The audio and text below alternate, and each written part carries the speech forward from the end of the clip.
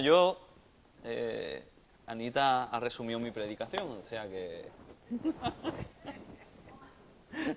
no vamos a liarla mucho más, ¿no?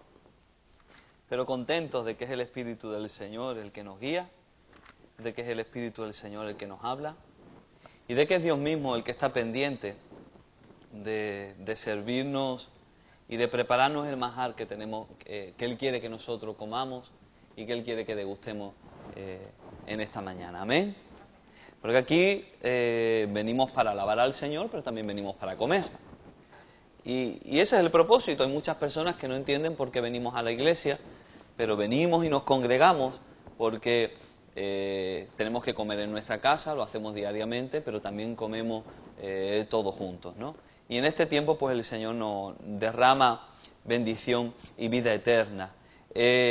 Lo que quiero compartir en esta mañana es algo que el Señor ha ido hablando durante esta semana a mi corazón y he visto la confirmación de esta palabra de distintas maneras, ¿no? Que no es el caso ahora de entrar en ello, pero cómo el Señor nos ha ido dirigiendo hacia lo que el Señor tiene en esta mañana para su iglesia. Amén.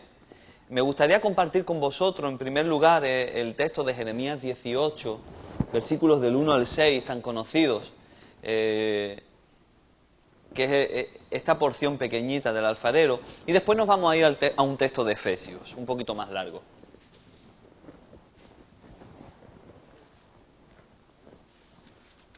Jeremías capítulo 18,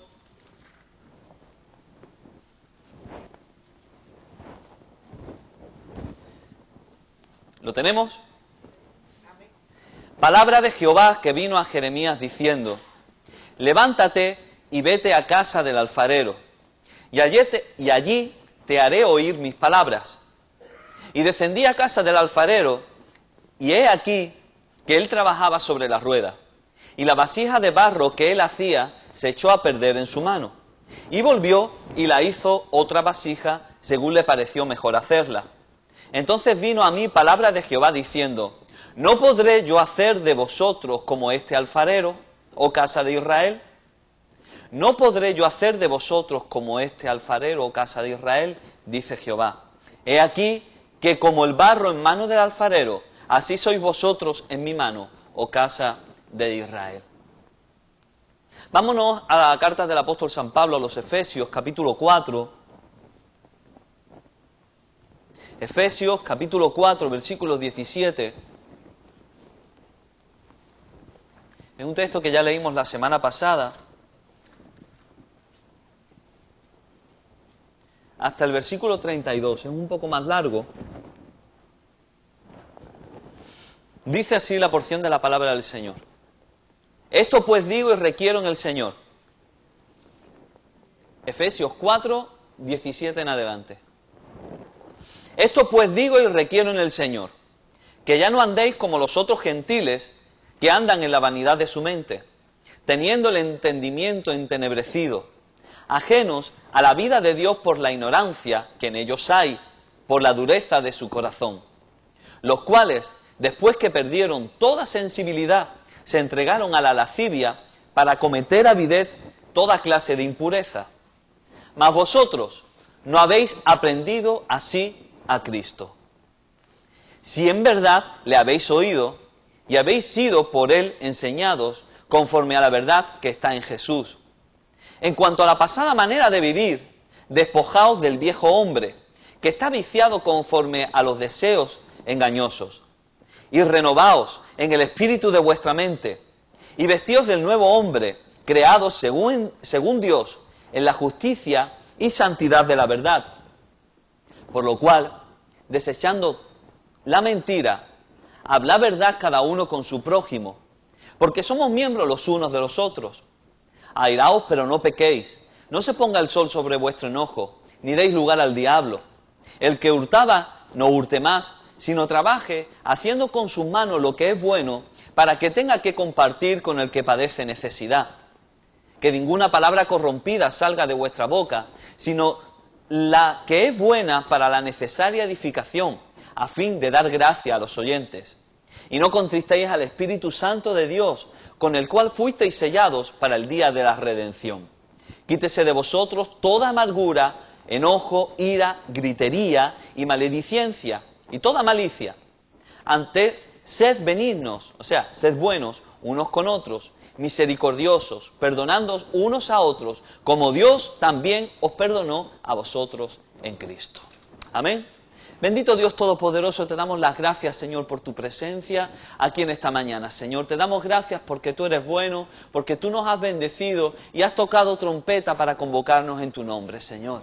No estamos aquí congregados en el nombre de ninguna entidad, de ninguna ideología, de ninguna denominación, sino que nos hemos reunido aquí, Señor, en esta mañana en el nombre de Jesús, Señor.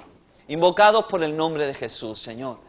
Para poder glorificarte, para poder bendecirte y para que tú también, Señor, nos hables a nuestras vidas, Señor. Que sea tu palabra, Señor, que sea tu poder, Señor, que sea tu Espíritu Santo el que nos hable y nos ministre en esta mañana, Señor. Ayúdanos a poder dejar fuera, Dios mío, toda preocupación, Dios mío, todo aquello que quiera llamar nuestra atención, Señor, y poder centrar nuestra atención en lo que tú tienes en esta mañana para nosotros, Señor. Gracias por todo, bendito Dios. En el nombre de Jesús, Señor, te bendecimos. Amén y amén.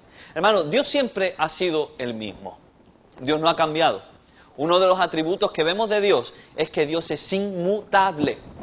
Dios no cambia. Las personas cambiamos, las personas pasamos por distintas fases a lo largo de nuestra vida. Nada más pues vemos que un niño cuando nace no es el mismo que una persona cuando muere.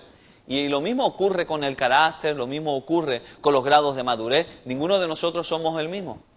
Hace tiempo escuché una frase que a mí me encanta, ¿no? Que dice, dentro de 10 años vas a seguir siendo la misma persona, excepto por los libros que leas y las personas que conozcas.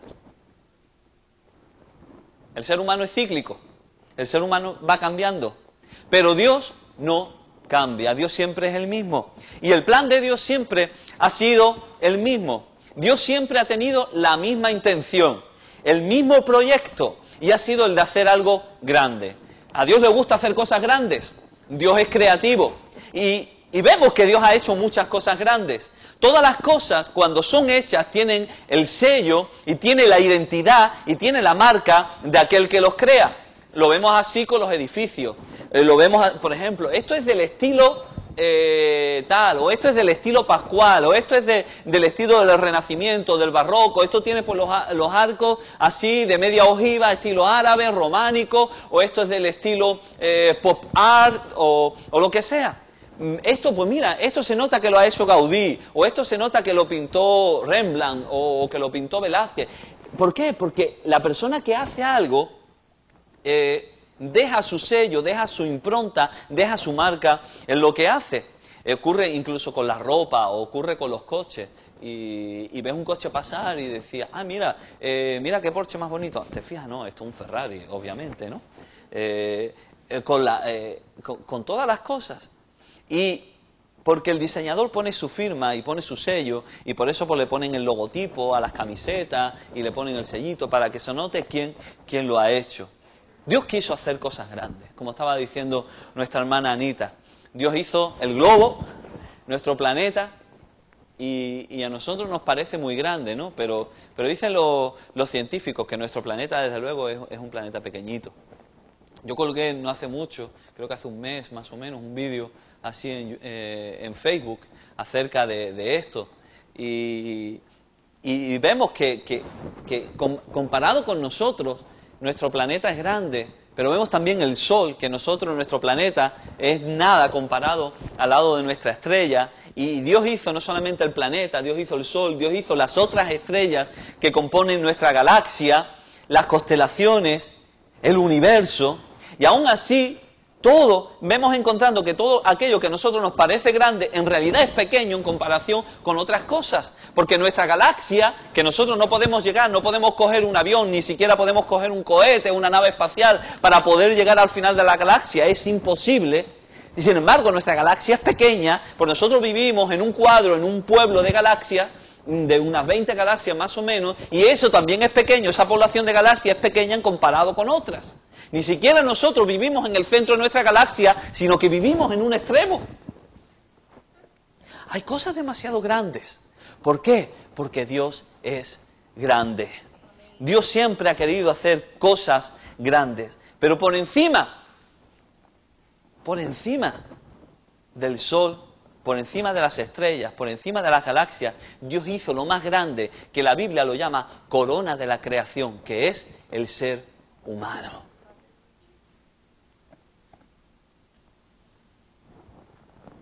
Perdonadme, pero aquí me sale el cubano. Oye. Por encima de todo, Dios coloca al ser humano como corona de la creación. Una corona es para darle importancia. ¿Por qué los reyes? Al rey se le corona. Para que se pueda ver que tiene dignidad.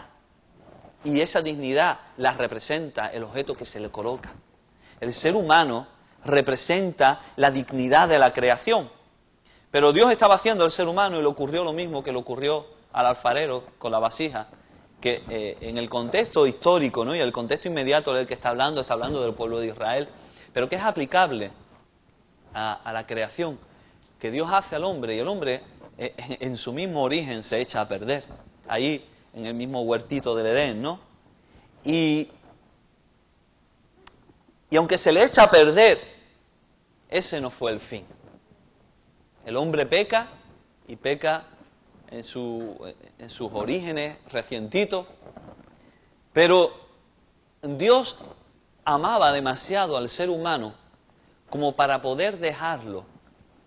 Dios tenía un proyecto demasiado grande contigo y conmigo y con cada persona que se te pueda cruzar por la cabeza, como para dejarlo perdido en una condenación eterna.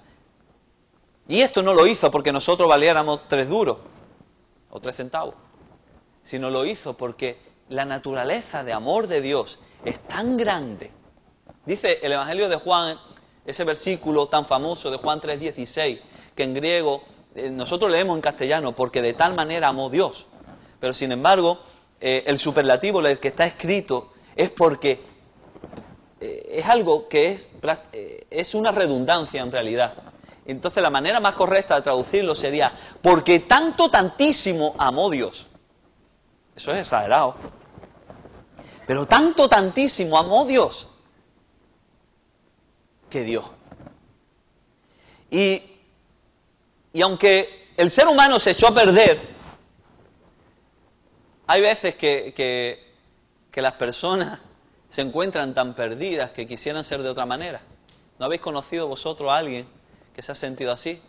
Y a lo mejor que ha dicho en algún momento de su vida, ojalá fuera otra persona, ojalá pudiera volver a nacer, o a lo mejor pudiera, yo qué sé, arrancarme la piel a tira y convertirme en otra persona. Yo creo que por eso el ser humano fantasea tanto con los superhéroes, porque en realidad le gustaría ser de otra manera. También creo que en el corazón del hombre, el hombre echa de menos esa parte perfecta y esa parte sobrenatural que corresponde al diseño original de Dios.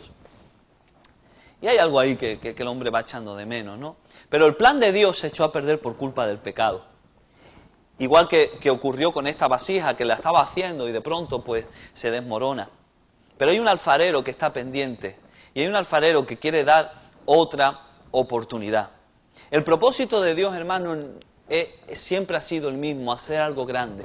Y la Biblia nos enseña que Cristo vino para que nosotros pudiéramos devolver al diseño original que Dios creó. Al diseño original que Dios había establecido. Pero por eso nosotros entendemos que el propósito de Dios no es dejar al hombre igual que antes de convertirse. Porque si no, ¿qué sentido tiene que una persona reciba a Cristo en su vida, reconozca la obra de Cristo en su vida y después siga haciendo haciendo las mismas cosas y viviendo de la misma manera? Por eso, el apóstol San Pablo, en este caso, en el texto que hemos leído y en otros textos de la Escritura, lo encontramos también de la misma manera, siempre está diciendo, hermano, yo requiero en el Señor que no andéis como los otros gentiles, que no andéis de la misma manera.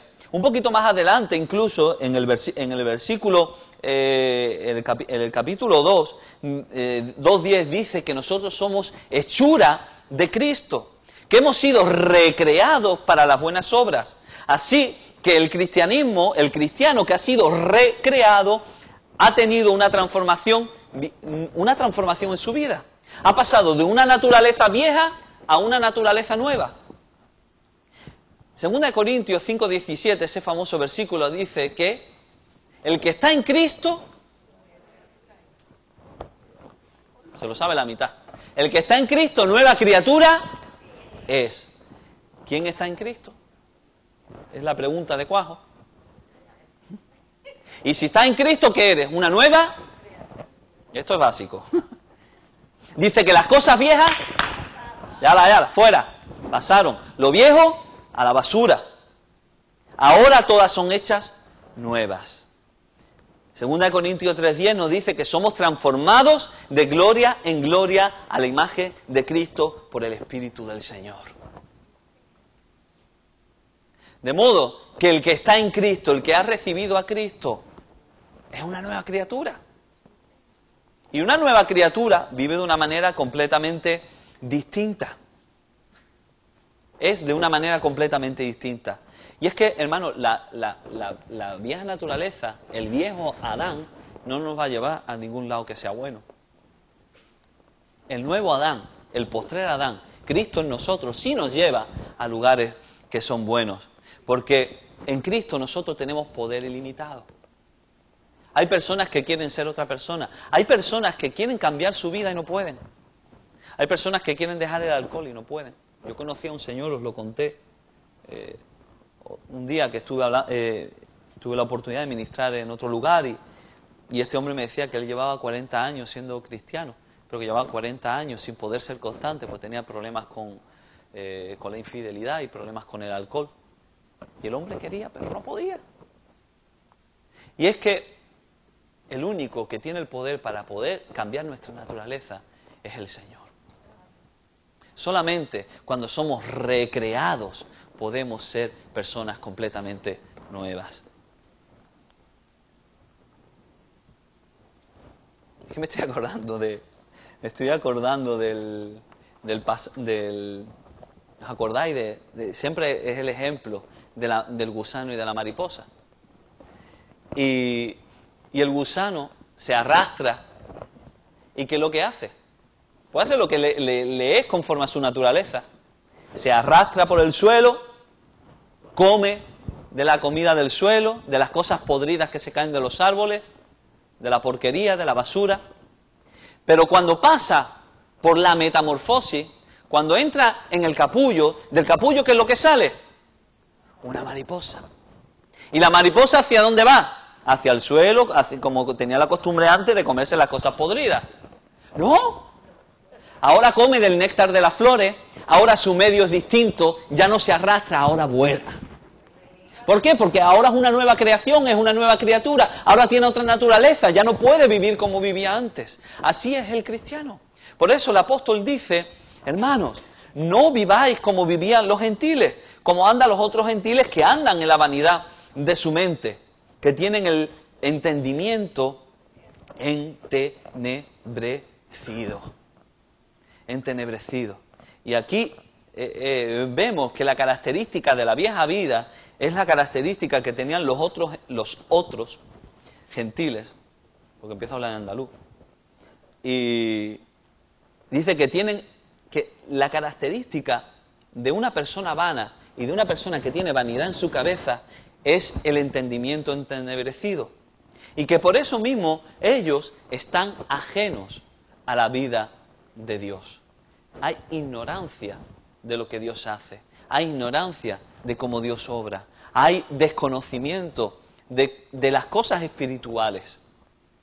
Y dice incluso que estas personas tienen dureza de corazón. ¿Por qué? Han perdido la sensibilidad. Y dice que incluso esa dureza de corazón produce que se entregan a la impureza. ¿Por qué? Porque son ajenos a la vida de Dios. Y una persona que anda en vanidad está demostrando que tiene su entendimiento entenebrecido. Pero la exhortación del apóstol, la exhortación del Señor, es decir, no andéis como andan ellos, no hagáis las cosas que andan ellos, sino desprendeos. Porque Cristo no es así. Y habla la manera en la que el apóstol está hablando, dice, desvestíos del viejo hombre. Oye, lo que nos está hablando el Señor es decir, yo he hecho un trabajo en vuestra vida. Yo te he dado la capacidad de que seas una nueva criatura. Si ahora puedes volar, ¿para qué andas arrastrándote? Es cierto que cuando una persona viene a ser cristiano, viene a enfrentar una lucha. ¿Por qué? Porque una persona hace lo que le da la gana. Hay personas que se cambian de país, que se cambian de región, los muchachos que quieren salir de la casa de sus padres e irse a la universidad. ¿Para qué? Para hacer lo que les da la gana. Porque hacer lo que les viene en la naturaleza hacer. Y ahora que nosotros somos cristianos, venimos ¿a qué? A una lucha. La carne contra el espíritu y el espíritu contra la carne. ¿Pero por qué? ¿Por qué se produce eso? Porque hay una vieja naturaleza que reclama lo que es suyo, pero hay una nueva naturaleza que te está diciendo tú puedes ir más allá. Si quieres, tú puedes ir más allá. Las personas muchas veces creen que no pueden batallar contra cierto tipo de cosas. Y aquí podemos hablar de las emociones, aquí podemos hablar de los sentimientos, aquí podemos hablar de los deseos, aquí podemos hablar incluso de la educación, aquí podemos hablar de la cultura, aquí podemos hablar de tantas y tantas cosas. Pero es posible en Cristo Jesús. Hay una nueva vida que se caracteriza. Y dice el apóstol, el versículo 21, si en verdad le habéis oído, está refiriéndose a Cristo, y habéis sido por él enseñados conforme a la verdad que está en Jesús. Por tanto, de esta pasada manera de vivir, despojaos, quitaos el traje. Es una ropa sucia, harapienta, eso no te sirve para nada. Tíralo, porque eso está viciado conforme a deseos que son engañosos, a cosas que te van a llevar hacia un lugar malo. Por tanto, no lo hagas. Y un poquito más adelante, él empieza a decir, a partir del versículo 25, una serie de consejos, por lo cual, consejos prácticos acerca de cómo tenemos que vivir los creyentes, los cristianos, que es característica del nuevo hombre y que nos ayuda a quitarnos de encima al viejo hombre. ¿Has pensado alguna vez en ser una nueva criatura? ¿Has pensado alguna vez en ser alguien nuevo? ¿Has pensado alguna vez en cambiar de vida? Cambiar de ciudad no te ayuda a cambiar de vida. Porque esto, no esto, que está muy bonito, sino porque está más adentro. Eso se va, eso se viene contigo. Esto va contigo donde quieras que vayas.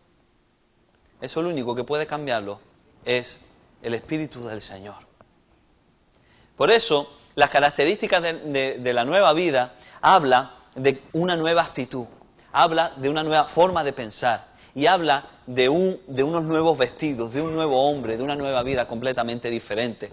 A mí me gusta mucho cuando mi pastor habla de la nueva vida y de las cosas viejas, él siempre pone el ejemplo de un bolígrafo viejo. ¿Y a vosotros nos ha pasado alguna vez que habéis tenido un bolígrafo viejo en el bolsillo, el bolsillo de la camisa, y te encuentras después el manchurrón de tinta, el borrón de tinta ahí, y eso ya no quien lo quite? ¿Qué vas a hacer con ese bolígrafo? ¿Te lo queda de recuerdo? Hombre, si pone estuve en España y me acordé de ti, pues sí, ¿no? Pero lo viejo, lo que no sirve se tira. Si está roto, se bota, se elimina, no sirve para nada. Entonces no tenemos que ir atesorando. Y hay personas que empiezan a atesorar.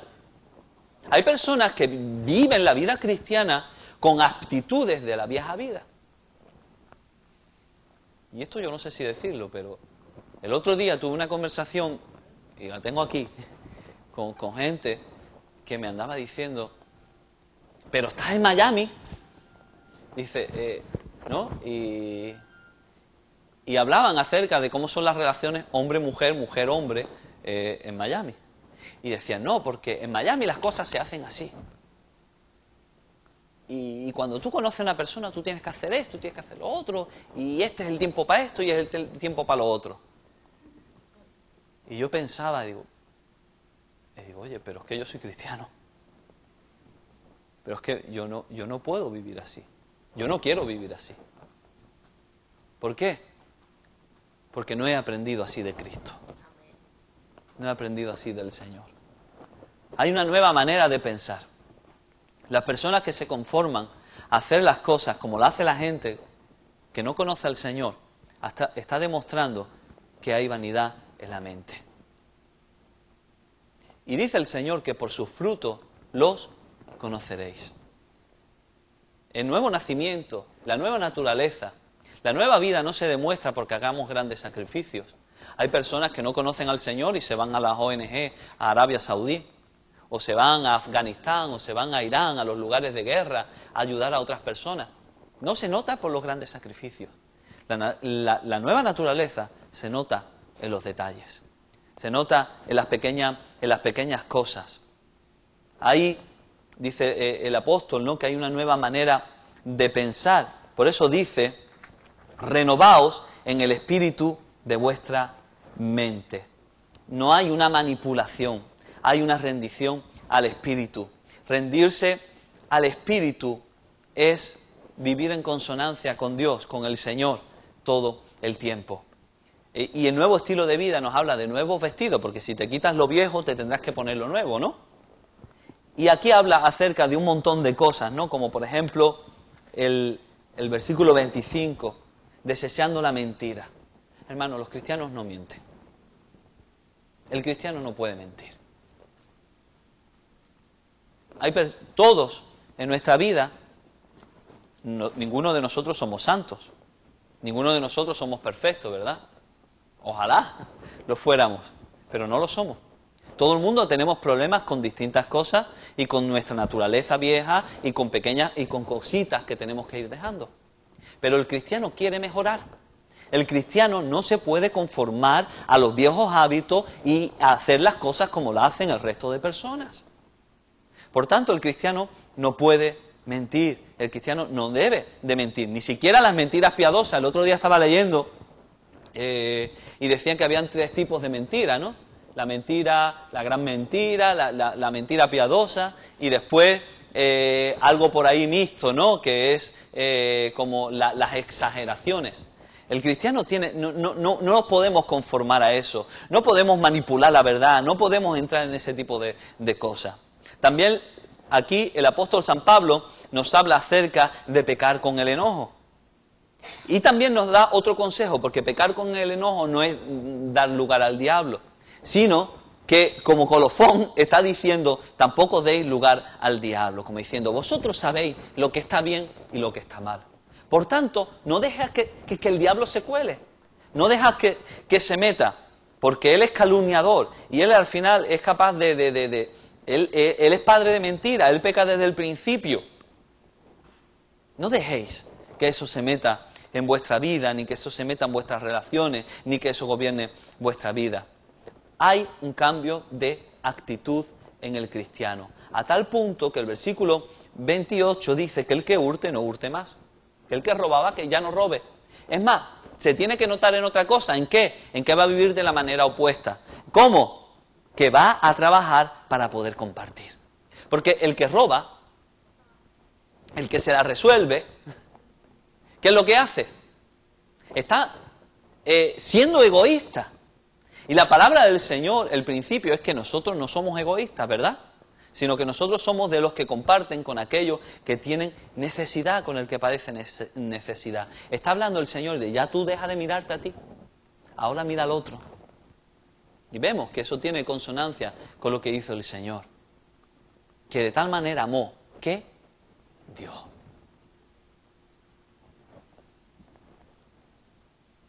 Dice también, ninguna palabra corrompida salga de vuestra boca, sino la que es necesaria para la edificación. Y esto nos habla también, ya no solamente de las malas palabras, sino que nos habla también acerca de nuestras conversaciones. De cuántas conversaciones y cuántas tonterías decimos a cabo del día, ¿no? Y bueno, pasárnoslo bien, reírnos y gastar bromas, todo eso pues también está bien, ¿no? No vamos a vivir ahora de luto permanente, no se trata de eso. El gozo del Señor es nuestra fortaleza, hay gozo en nuestra vida, ¿verdad? Pero sabemos cuál es la intencionalidad del Señor, y sabemos qué es lo que la palabra del Señor nos está diciendo. Fijaos hasta qué punto que dice que el propósito de que ninguna palabra corrompida salga de nuestra boca, sino lo que es necesario para la edificación, dice que a fin, el propósito, ¿cuál es? Dar gracia a los oyentes. Y inmediatamente yo asocio esto con lo que Pablo le dice a Timoteo, que dice que vuestra palabra esté sazonada con sal.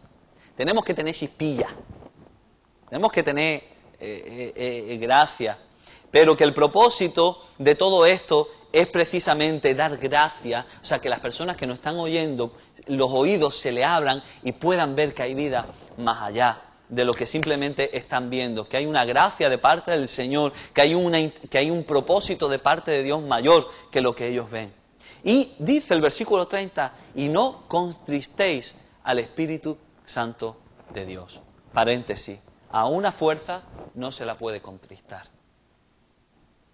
A una persona se la puede contristar. Por tanto, el Espíritu Santo es una persona. Cerramos paréntesis.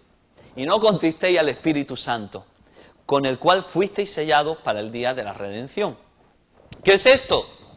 Lo que quiere decir es que cuando tú recibes a Cristo en tu vida, cuando tú decides que Dios haga una nueva criatura en ti, ¿qué es lo que ocurre? Viene la persona de Cristo a vivir materialmente en tu vida y se mete ahí con la pierna y después mete la otra pierna y los brazos y como sea más alto que yo, ya. No, lo que viene a vivir dentro de ti es el Espíritu de Dios. Es el Espíritu Santo. Es el Espíritu Santo tan grande, tan poderoso. Yo esto no lo entiendo. Dice la Biblia que los cielos de los cielos no pueden contener al Señor, pero dice que Dios viene a vivir en nuestros corazones. Y eso, Dios te pone un sello, que eso ya no te lo puede borrar nadie. Si acaso tú puedes coger y después echarle una capa de pintura para que no se vea, pero eso no te lo puede quitar nadie, porque dice que tú ya eres propiedad del Señor para el día de la redención. Es decir, para cuando te mueras, que te vayas con Él. O cuando Cristo venga, que te vayas con Él. Que tú le perteneces, que el diablo ya no te puede tocar, como ocurría con Job. A veces Dios permite que las cosas pasen en nuestra vida, pero no más allá del propósito que Dios tiene. Porque Dios tiene un propósito con nosotros. Y lo que Dios hace es pequeñito, como las arenas del mar, ¿verdad?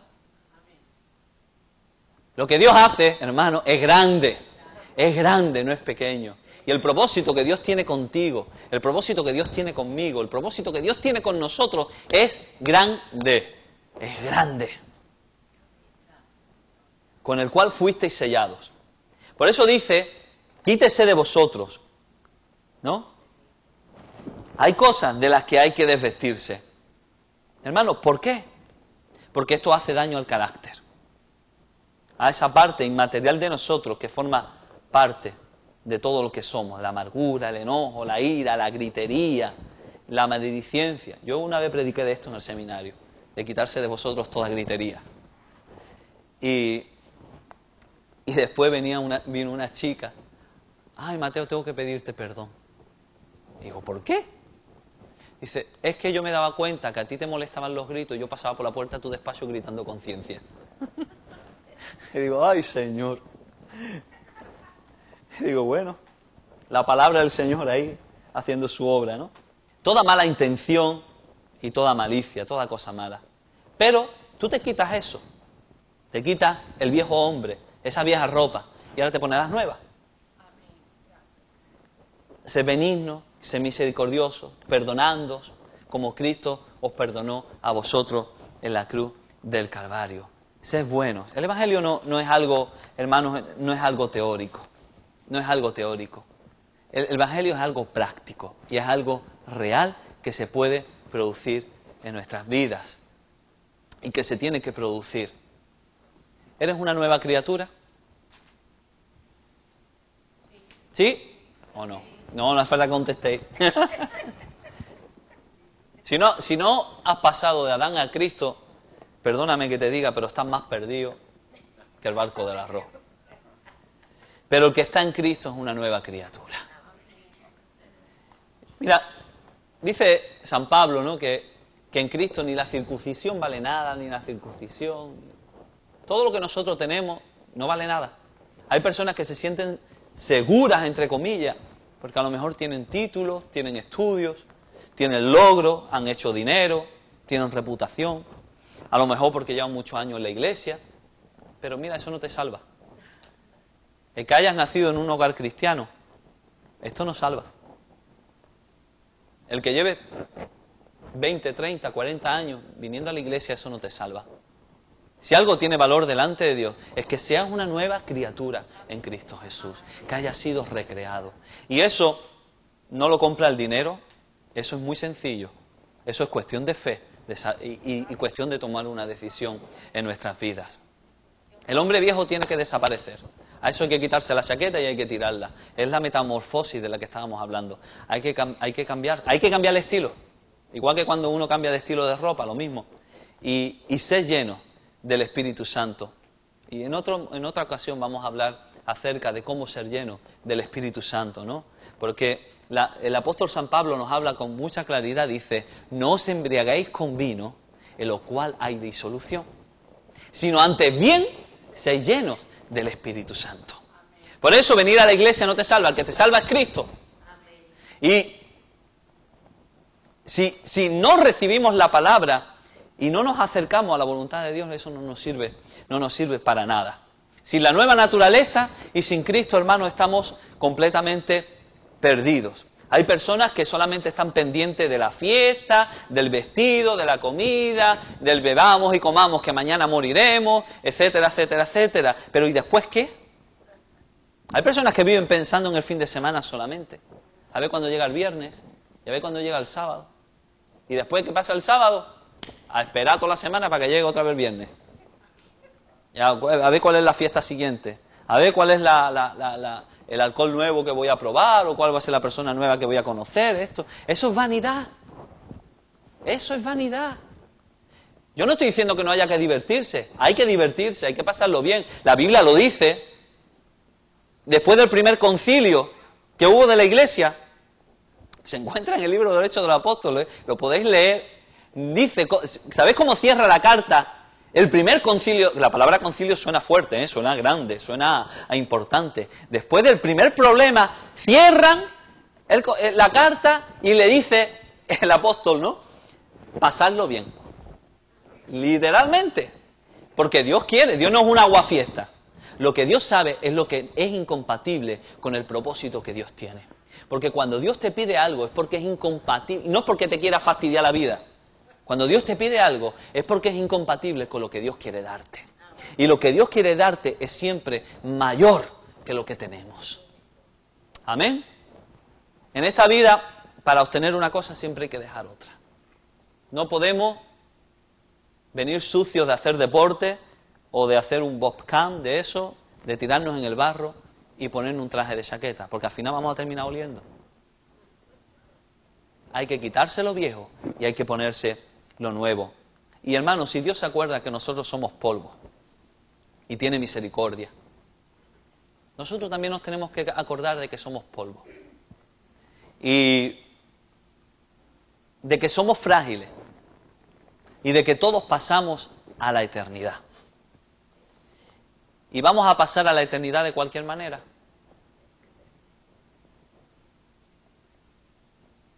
Yo no quiero pasar la eternidad de cualquier manera, yo quiero estar preparado. Y si estoy en Cristo y tengo a Dios en mi corazón, voy a tener la seguridad de que cuando mi barco vaya a salir, el que me va a recibir en el puerto va a ser el Señor. Dice la Biblia que sin la santidad nadie verá al Señor. Y esto no le gusta a mucha gente. Sobre todo los cristianos carnales son los que menos les gusta. ¿Por qué? Porque para ser santo hay que dejar una cosa y hay que dejar otra y hay que dejar otra y hay que dejar otra. Pero eso es un propósito de parte del Señor. Sé santo como yo soy santo. Allá tú, cada uno con su vida. Pero ser santo es ser apartado. Y somos un pueblo apartado. Y nosotros estamos en el plan de Dios para algo grande. Dice el apóstol San Juan que vio una muchedumbre en los tiempos futuros, allá cuando estemos con el Señor, con gente de toda lengua, toda tribu, toda raza, toda nación, una muchedumbre que los ojos no pueden contar, el mayor concierto que jamás haya visto, ni David Guetta, ni el Pitbull, ni la Madre de los Palotes. Todo el mundo alabando y cantando y glorificando al Señor. Hay gente que piensa que en el cielo vamos a estar tocando la arpa. Yo me voy a aburrir si vamos a tocar la arpa. Y yo no creo que el propósito que Dios haya diseñado para ti, para mí, sea de aburrimiento. En el cielo una de las cosas que vamos a hacer va a ser continuar aprendiendo acerca de quién es Dios. Y vamos a seguir, hay algo que el ser humano está perdiendo la capacidad, que los niños la conservan, pero que cuando somos mayores casi que la perdemos, y es la capacidad de sorprenderte. Y en los tiempos en los que estamos viviendo, de tanta intoxicación de información y de tanta sobreestimulación, con el hecho de estar siempre conectado, el ser humano ha perdido la capacidad de sorprenderse. Pero en el cielo vamos a estar siempre sorprendiéndonos positivamente de todo lo que Dios tiene para nosotros. Es algo grande. Si el universo es grande, el propósito de Dios ya ni te cuento. Vamos a ponernos de pie para acabar.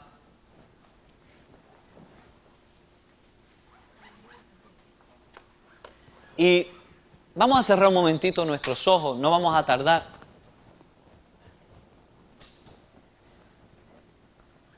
Y me gustaría que nos planteáramos un segundito si queremos participar de ese proyecto tan grande que el Señor tiene.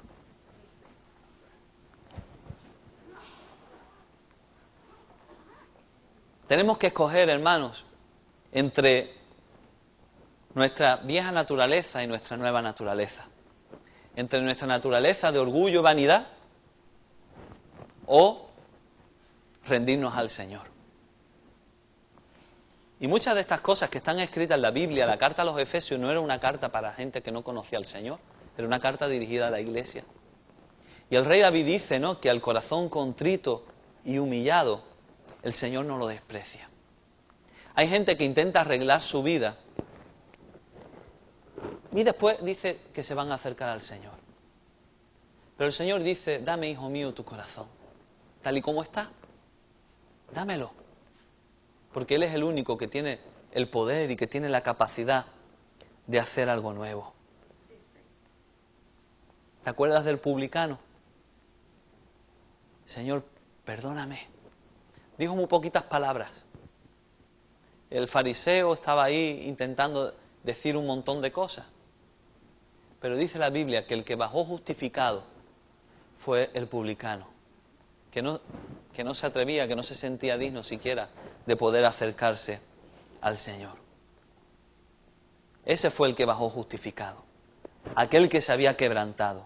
Sin arrepentimiento, hermanos, no hay nada. Es necesario que aun los cristianos nos arrepintamos. Y es necesario que aquel que quiera ser cristiano se arrepienta. Es necesario que aquel que se quiera acercar a Dios se arrepienta.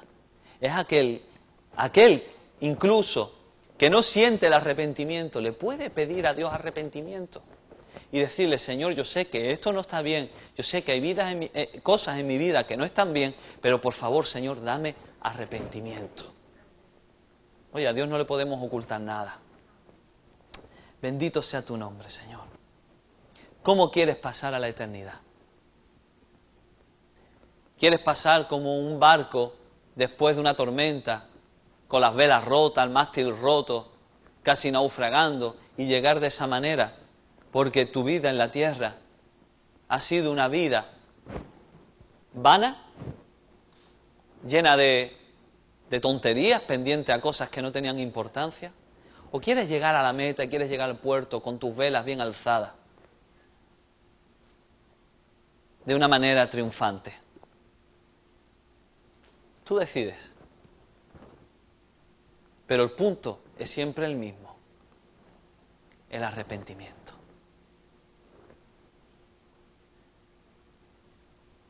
Si esta es tu elección y quieres ser una nueva criatura, díselo al Señor. Señor, haz de mí alguien nuevo. Señor, yo lo he intentado y he fracasado. Señor, yo no puedo hacerlo, pero tú sí puedes hacerlo. Tú puedes hacerlo, Señor, porque moriste en la cruz del Calvario para hacerlo posible. Dile al Señor que quieres pasar toda la eternidad con Él. Y Dios lo va a hacer posible. Bendito sea tu nombre, Señor. Bendito sea tu nombre.